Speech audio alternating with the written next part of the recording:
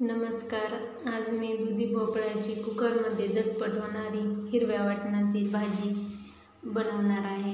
तर त्यासाठी इथे मी एक दुधी भोपळा स्वच्छ धुवून कट केला आहे. तर मिक्सरमध्ये 3-4 हिरवी मिरची व 7-8 लसूण पाकळ्या बारीक करून घ्यायचं आहे. नंतर कुकरमध्ये तेल गरम करायला ठेवलं आहे. त्याच्यात 1 चमचा मोहरी छान तडतडली की 1 चमचा जिरे घालायचं आहे. नंतर थोडासा हिंग घातला आहे.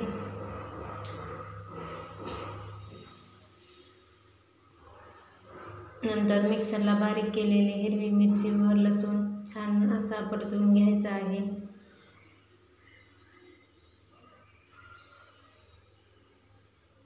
एकदा अशा प्रकारे टिफिनसाठी ही भाजी नक्की बनवून पहा. चवीला एकदम छान लागते व 10 मिनिटात पटकन बनवून होते.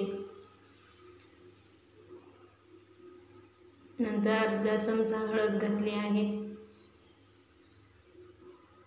नंतर कट केलेलं दुधी भोपळा छान मिक्स करून घ्यायचा आहे.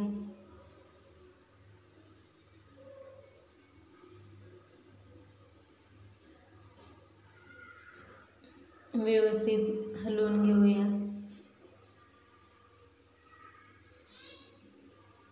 दुधी भोपळा न आवडणारे सुद्धा ही भाजी आवडीने खातील. एकदा नक्की करून पहा.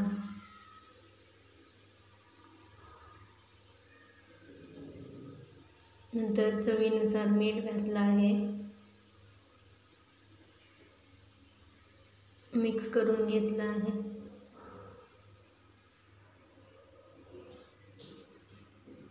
नंतर शेंगदाणे जाडसर मिक्सरला फिरवून घेतले आहेत, ते घातले. नंतर 2 चमचे बेसन पीठ घालायचं आहे. बेसन पीठ घातल्याने भाजी आपली व्यवस्थित मिळून येते. नंतर तुम्हाला भाजी किती पाहिजे आहे त्यानुसार पाणी घालायचं.